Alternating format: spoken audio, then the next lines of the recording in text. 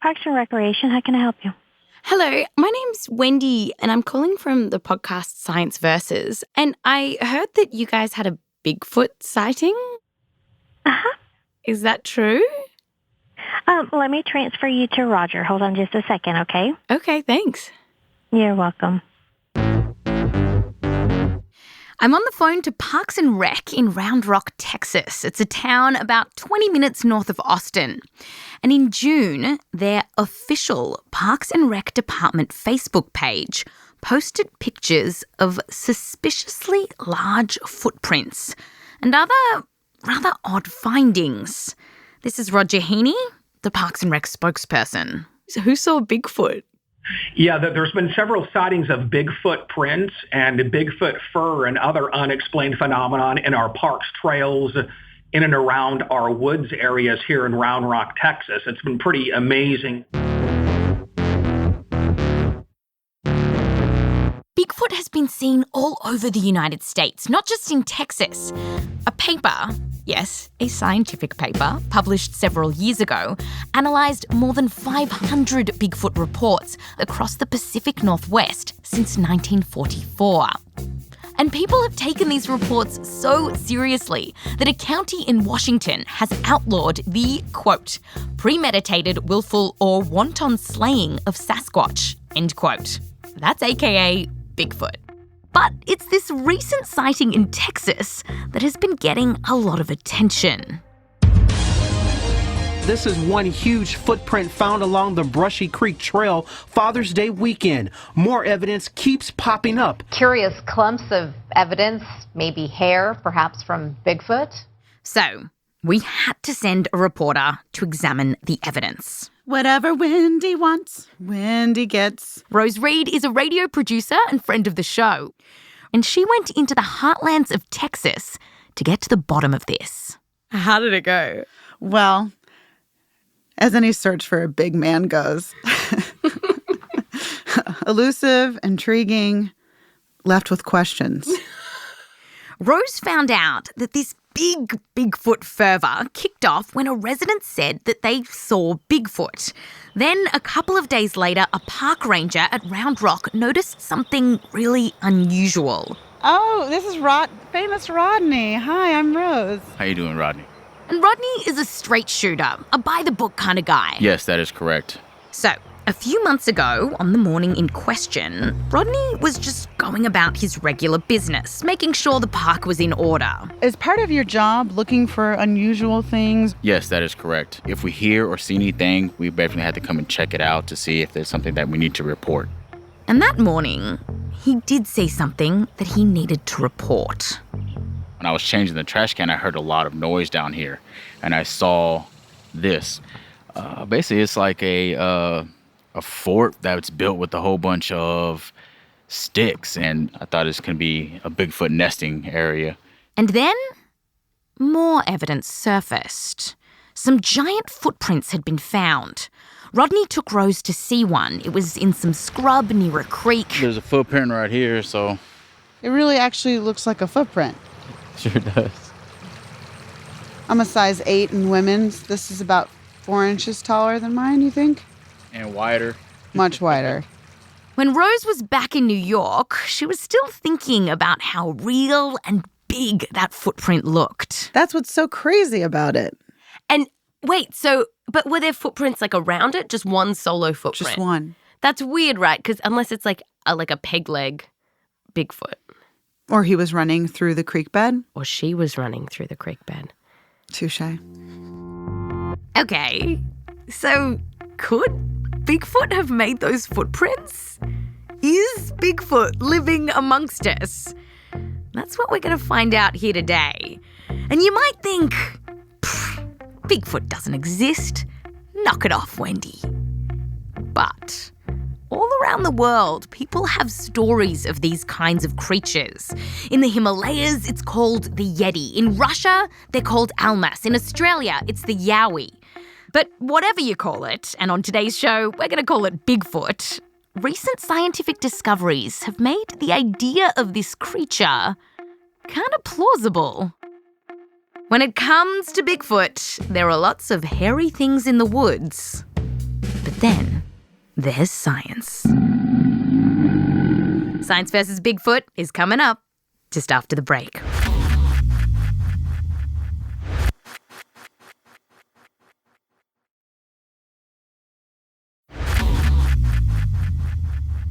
Welcome back. Today, we're on the hunt for the fresh prints of Bigfoot. Because some scientists, they haven't ruled it out. Even the famous primatologist Jane Goodall has said that she's sure that they exist. And she's not the only scientist with questions. I'm simply arguing that, hey, there is some really fascinating evidence that we should probably take a look at. There are things out there that have not been discovered, and there always will be. Anyone who says, oh no, there can't possibly be, is guilty of being unscientific. Okay, so the first question we want to look at is, if Bigfoot does exist, what could it be? Well, a couple of ideas have emerged. One is that it's an ancient human-like ancestor that's still kicking around in some remote forest. You see, in the decades after Darwin, many scientists thought that the evolution of Homo sapiens, that's you and me, was a straight line from the chimps that left the trees to the pinnacle of human intellect that you see today. Anyway, you've probably seen those t-shirts from the knuckle-dragging monkeys to fully upright humans. Well, that's kind of how we thought that evolution worked. But then, scientists started picking up these weird human-like bones and teeth all over the world. In fact, in just the last few decades, we've found odd human-y-looking fossils in South Africa, Kenya, Indonesia, Portugal, and Russia. So far, there's around half a dozen species on our ever-bushier family tree. Fossils are continually added to that family tree so that now instead of a singular stem, we've got this bush with lots of branches. That's Jeff Meldrum, a professor of anthropology at Idaho State University. And Jeff says that not only did these discoveries change the way that scientists thought about our family tree, but for scientists like Jeff wondering if maybe Bigfoot is real, these discoveries really changed the game because it gave a scientific explanation for Bigfoot. I mean, it's always been assumed that these branches of the family tree became extinct, but maybe they're still living out there somewhere. You know, the argument that, as was thrown in my face one time, they can't exist, therefore they don't exist, and I don't care what evidence you think you have. You know, real scientific attitude demonstrated there. But that's just absolutely inane and baseless in light of what we now know. Because we know that at least at some points in our long history, humans hung out with these human-like creatures. And we know this because they did more than just watch Netflix. They also chilled. Oh, yeah. And by that, I mean they had sex. Homo sapiens had sex with at least two other human-like creatures on the family tree, Neanderthals and another group called the Denisovans. That was perhaps some 30 or 40,000 years ago. And how do we know this? Because those odd couples had babies who had babies who had babies. And today, some of us have bits of their DNA in us. Remarkably, some people have up to 6% of their DNA from Denisovans. If you could jump in a time machine and go back 30,000 years to East Africa, you potentially would bump into different species living across the landscape, different species of hominin. And that's probably just scratching the surface. See, that's the thing. And so to you, the fact that this tree is branching out and branching out and branching out, it gives more weight to this idea that a branch could lead to Bigfoot. Exactly. Also the recognition that now we know many of these branches have persisted until remarkably recently. So, if we know that some of us were chilling together a cheeky 30,000 years ago, maybe we're all still hanging out. Okay, so that's one idea of what Bigfoot could be. That is, a creature related to Homo sapiens, but that's a little more Neanderthal than Gyllenhaal. But there is another possible explanation. That Bigfoot is not someone in our kinda immediate family. It's something very different. An ape that goes by the rather appropriate name of Gigantopithecus. Gigantopithecus was thought to have been the largest ape that ever existed. Now, when you look at recreations of this thing, it looks like exactly what you would imagine Bigfoot to be. It's a gigantic ape-type creature standing on two legs and towering over humans. And, fun side note, scientists first found bits of Gigantopithecus in the mid-19th century in Asia. Its giganto teeth were being sold in drugstores as dragon teeth. So, could Gigantopithecus really be Giganto Bigfoot? In Gigantopithecus, we have something that's the right size at the right time.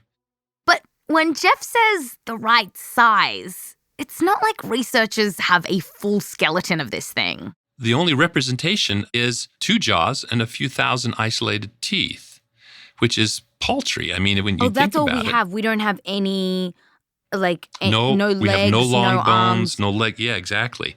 So we don't even know if Giganto was all that Giganto. And when Jeff says that Gigantopithecus was around in the right time, he doesn't mean we have evidence that this thing is pottering around Texas right now.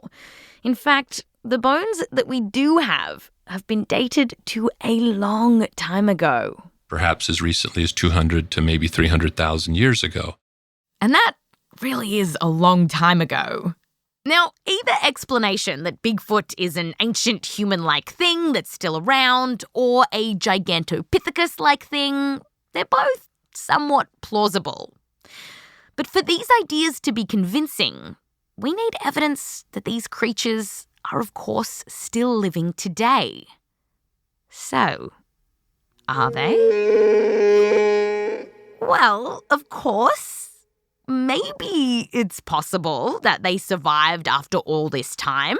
I mean, after all, so did we. But unlike humans, we don't have a body or any bones from modern times that would suggest that these creatures are still around.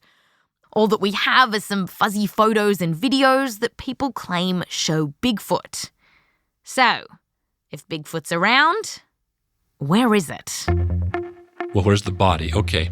Well, many of these questions sort of pale when you recognize the rarity of these creatures. Jeff has thought a lot about why there is no body and no skeleton.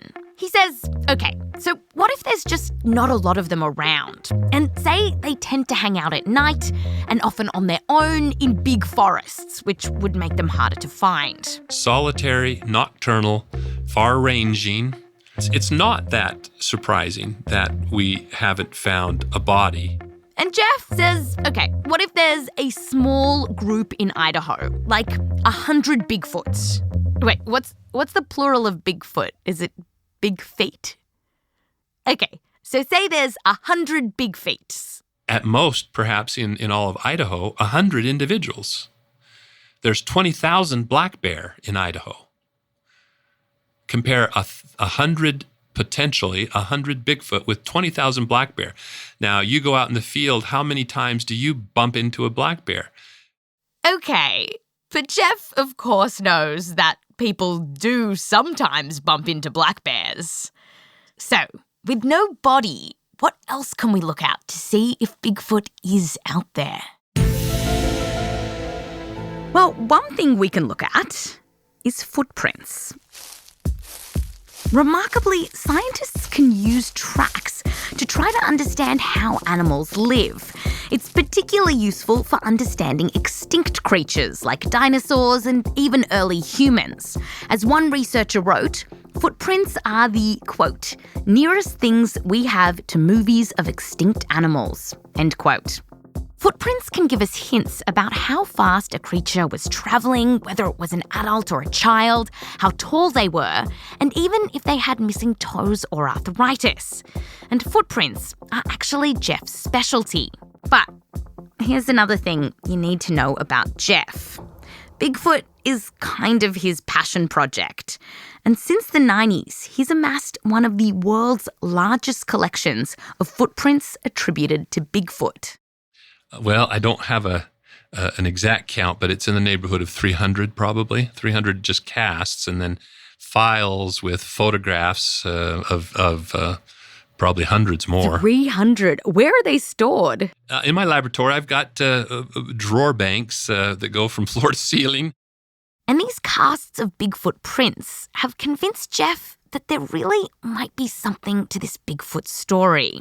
He says that these Bigfoot prints are very different to humans or bears or apes. He says, for one, they're bigger. After all, they're big feet from Bigfoot. They're also much wider. Toes that are more uniform in size. In some instances, their individuals have a little more webbing between the toes, up under the toes. Jeff can remember the first time he saw what he thinks was a Bigfoot print out in the woods. It was some 20 years ago, and he went to meet a Bigfoot amateur investigator in Washington State. He says, "Do you want to see some fresh tracks?" And I said, "What do you mean?" And I said, he said, "Well, I just found some this morning. I'll be happy to take you up and show you." And so I was, a little incredulous, but I thought, well, what have we got to lose? Let's go take a look. So we went up, and here was this remarkable line of tracks, 35, 45 clear footprints in the mud. As I knelt down, I could actually see skin ridge detail in some of them. They were that fresh. And how big were they? They were 15 inches long. 15 inches? And about 5 inches across the forefoot, about 4 inches across the heel. What else could explain that? Are there bears in that area? Oh, nothing. Oh, well, yes, there are, but these were not bear tracks. I mean, I know bear tracks, and it was reduced to two alternatives. They were either real or somehow he had hoaxed these. And so I just looked it up, and so in the Guinness World Records says that the world's largest feet are pretty much 15 inches. Right. Yeah. So that's it. Once the man in the world with the biggest feet, could he have been walking in these woods that day? Not very likely. Not very likely. Once you get past 12, 13 inches, you're up to less than 1% of the male human population. So while Jeff is convinced by what he says are footprint evidence, other scientists aren't. They say these footprints could just be a hoax, another animal, or just a weird pattern in the mud. And without evidence of a body, a live animal that's making those prints, it can be really tricky to know exactly what you're looking at. But the scientific search for Bigfoot is far from over. After the break, a Bigfoot bounty worth millions of dollars, and a scientist fears for his life.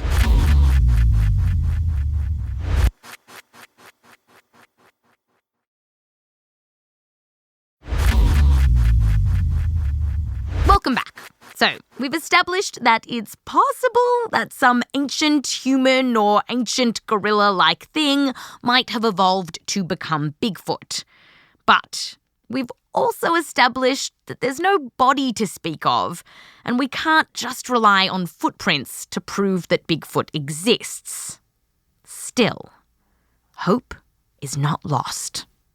We're going to meet Bryan Sykes, an emeritus professor of human genetics at Oxford University, and he's been on the hunt for Bigfoot. And yes, Bryan talks like he's got a pipe in his mouth. I thought I'd have a look at that. It was worth it. A very long shot. It is certainly an eccentric project, unlike anything I've done before. Bryan and a colleague were one of the first to sequence DNA from ancient bones. And while some of his work has been disputed, Bryan's research has helped us unravel the human evolutionary tree. But back to Bigfoot. There was a time in his eccentric project when Bryan felt certain that he was in danger. He was 100 miles north of Seattle, deep in the woods. What I felt a little foolish about was that I'd gone prepared for death. I really had. And he thought he could hear Bigfoot, the creature knocking about. I bought a GoPro so that if the creature leapt out from the cave and went for me, there would at least be some footage of the incident, even if I would end up in a bloody mess on the path. Luckily, he lived to tell the tale. And in fact, after his daring escape, he worked out that what he thought was Bigfoot noises actually might have just been a big tree branch rubbing against a tree trunk. But still, that didn't dissuade Bryan. And in fact, he wasn't out in Bigfoot territory to faff about with GoPros. He wanted to use something that would prove once and for all if Bigfoot was real. DNA evidence. Because that meant we can have an end to all these fuzzy photographs and footprints and other vague indications, which are sometimes quite amusing to listen to, but get a bit tedious after a while. Bryan scoured the globe, hoping to put together the most rigorous collection of DNA attributed to Bigfoot. And he was looking for hair samples with enough genetic evidence inside them to test properly. Bryan got the word out to people who might have Bigfoot hair. He put a call out to museums. And just sort of joined in with Bigfoot hunts and met the Bigfoot enthusiasts. They were very, very nice people and they were very, very helpful. In the end, Bryan came up with 30 hairs that he could extract enough DNA from to identify what the devil these animals were. And all sorts of people gave him samples, including a man who claimed to have killed a Bigfoot and a museum that stored samples away for more than 50 years. They turned out to be really, well, there were quite a few bears, not surprisingly, but there were also horses and cows, I remember. There was a porcupine. There was a raccoon even. What else? Quite a few wolves as well. Point is, no anomalous primates that could be Bigfoot. And Bryan isn't the only study to suggest that when people thought they saw Bigfoot, they were actually looking at something else.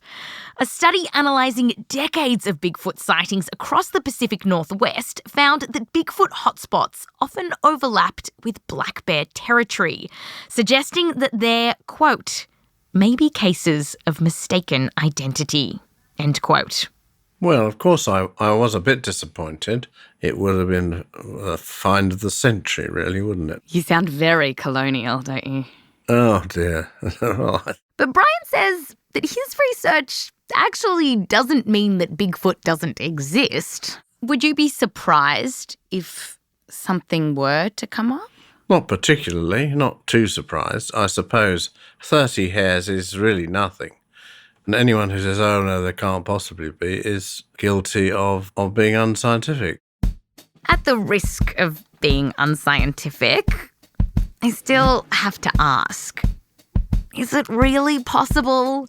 Could a large mammal be in North America in 2017 and no one has found a verified skeleton or a body? Could Bigfoot really be the world champion of hide and seek? We've got one more expert who just might have our answer. Dr. Disotell will analyze the Bigfoot evidence you collect in our state-of-the-art DNA lab. Yes.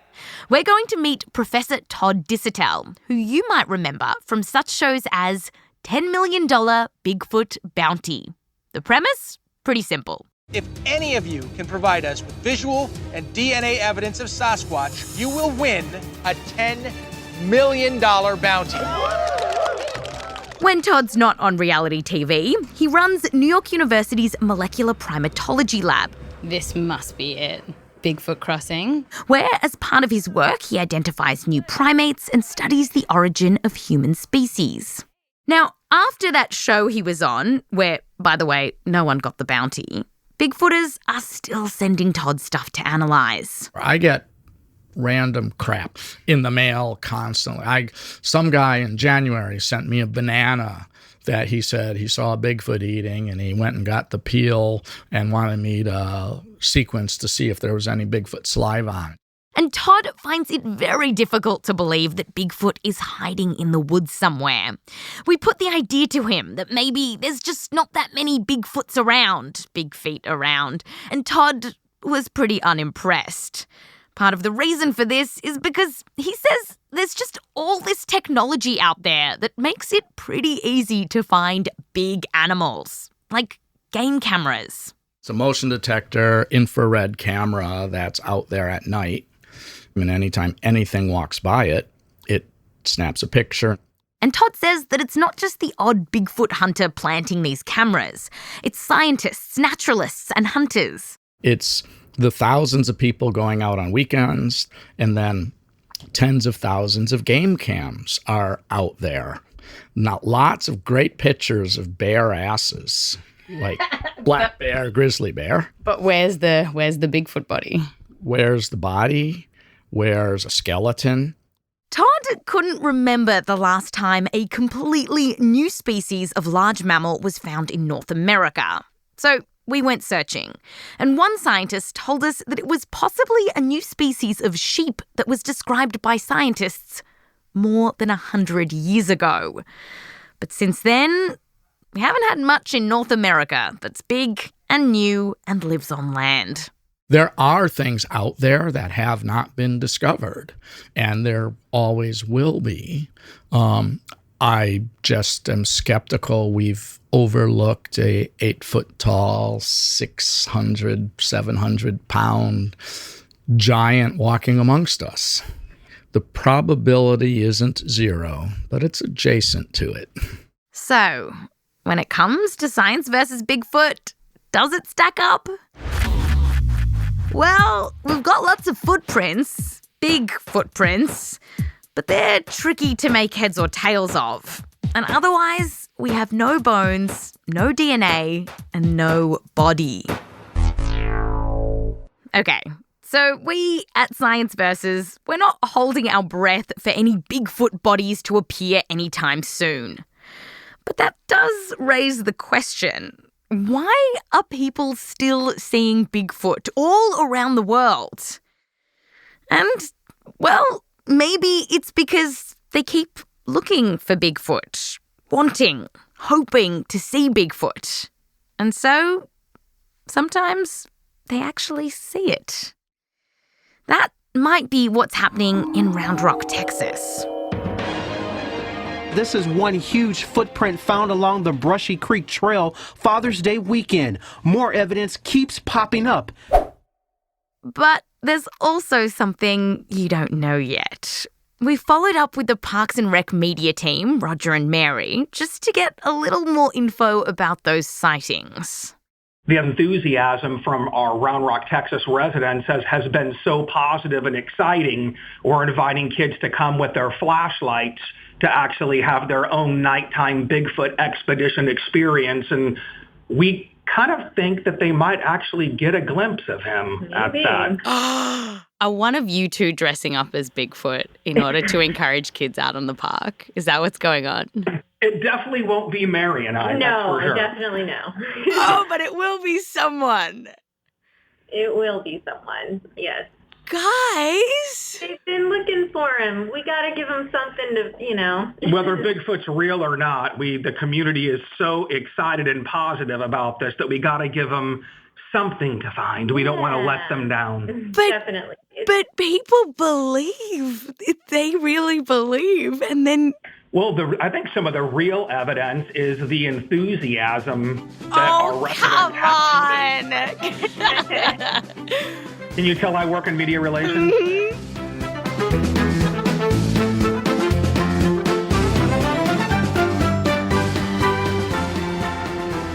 That's Science versus Bigfoot.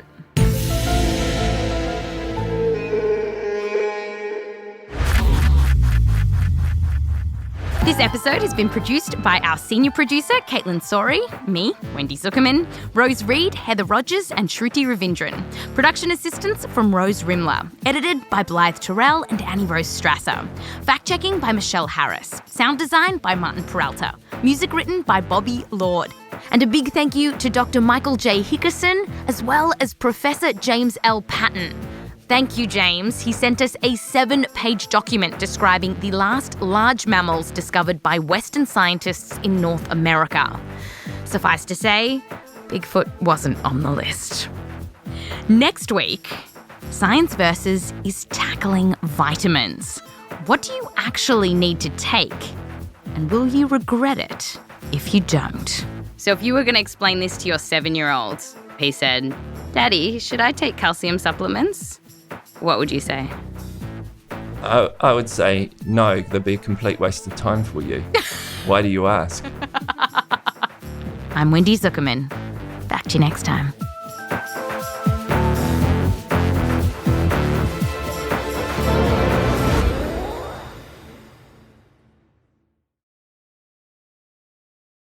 I'm in Gimlet. No, I don't know where I am. In Switzerland in the Alps. Yes. Have you heard of Bigfoot? Bigfoot? Do you know the monster? Rawr. No, I don't see the monster. No.